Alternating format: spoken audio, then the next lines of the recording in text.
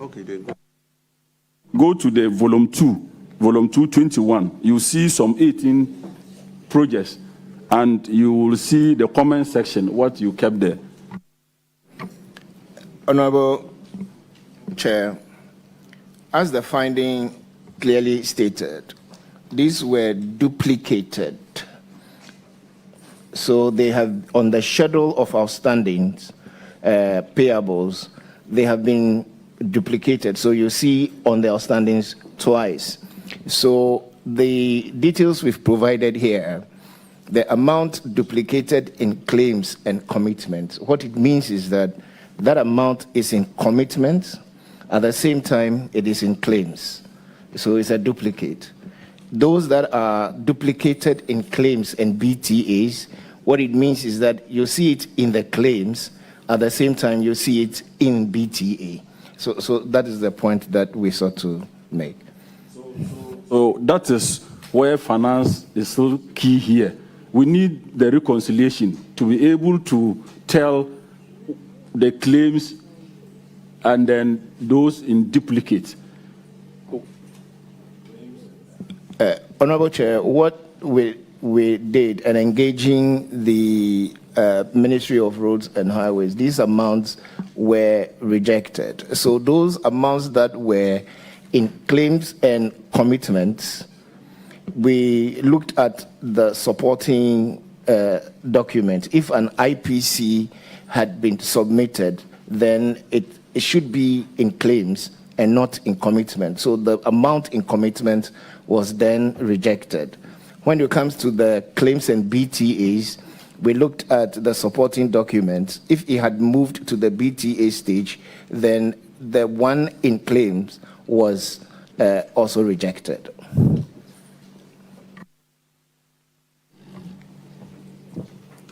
Chairman, if you come back to volume 1, page 34, you see, 1, the certified amount had not been deducted from the outstanding commitment after the IPC had been received and vetted pending payment process. That's 1. 2, the amount was not removed from the list of claims after a payment voucher had been prepared and approved and submitted to controller via GiveMix for payment. Yes, Honorable Member, that's what the auditor was talking about. So we need some, but Minister of Roads, you were there for the exit interview. Exercise, yes.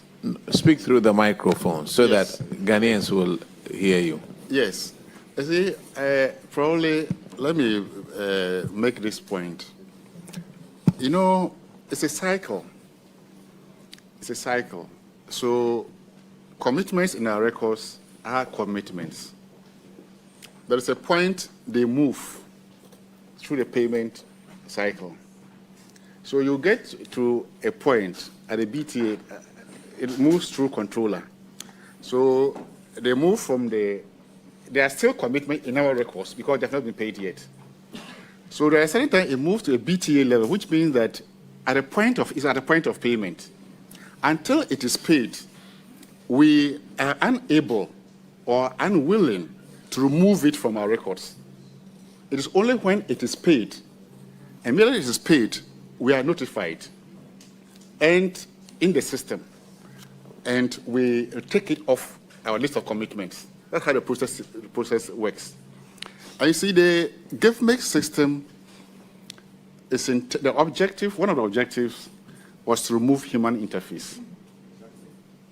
So, for instance, you will not have internal auditors doing pre-audit of the items before, because they have access to the GiveMix to do real-time auditing of events, right?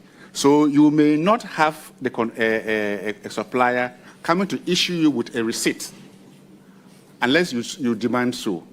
And certain times we are even reluctant because the idea was to remove the human interface and to minimize corruption, because there was the intention that if you have that contact, that's where it brings corruption. So that is how the system is designed. If we are doing things properly, And I think that respectfully, Mr. Chairman understands the system very well. That some things, payment can be done at the Ministry of Finance without recourse risk. And it's rampant. We used to see it every day.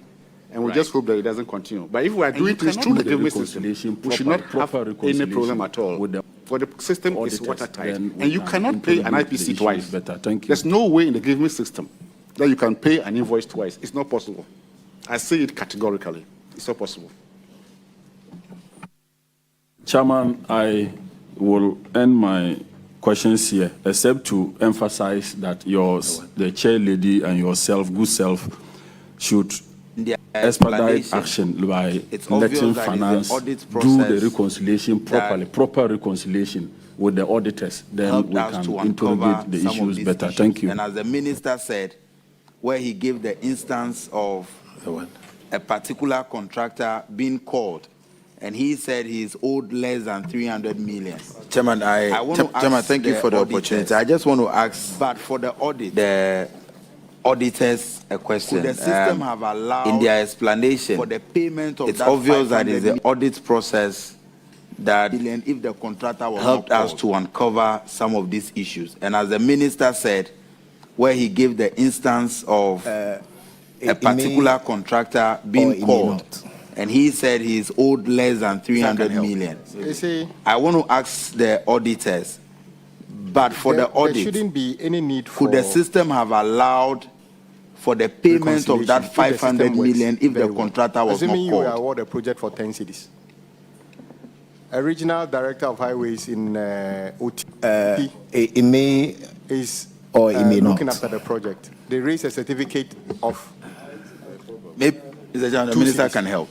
They say automatically by the time he finishes that process, that amount that should be seen as commitment yet to be honored should automatically be 8 cities. The auditors, when they go to the system, as he said that it was supposed to remove human interface, should see automatically that the contract was 10 cities. We have raised a certificate of 2 cities, whether paid or not, should be there. The day it is paid, there should be something in the system that says that it is paid. The process where we are now going back to ask people, including that contractor, were you paid?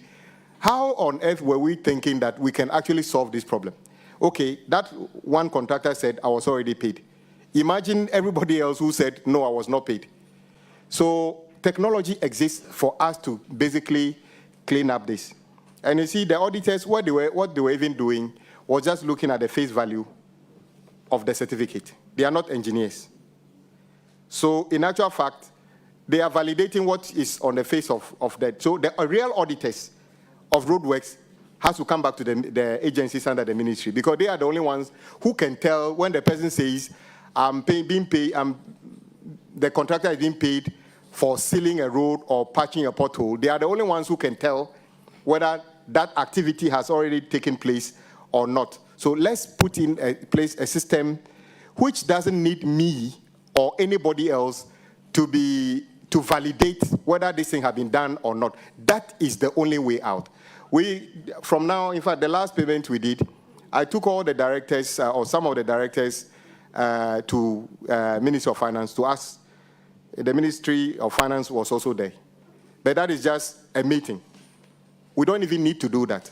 That should have been an automatic system that when contractor A has been paid for doing X as part of his scope, that should be automatic for everybody to see, including the auditors. So the bottom line here is for us to build a fit for purpose. The existing gift mix have served a purpose. Indeed, it has improved. But things have moved on so much that we need a higher level of interface with that. You talk about this. What about the fact that some of the projects you are talking about here to be paid, there was no commitment authorization even for it. i.e., the Ministry of Finance wasn't even aware that we at the Ministry of Road were committing the state to that level of expenditure. And it's all over the place.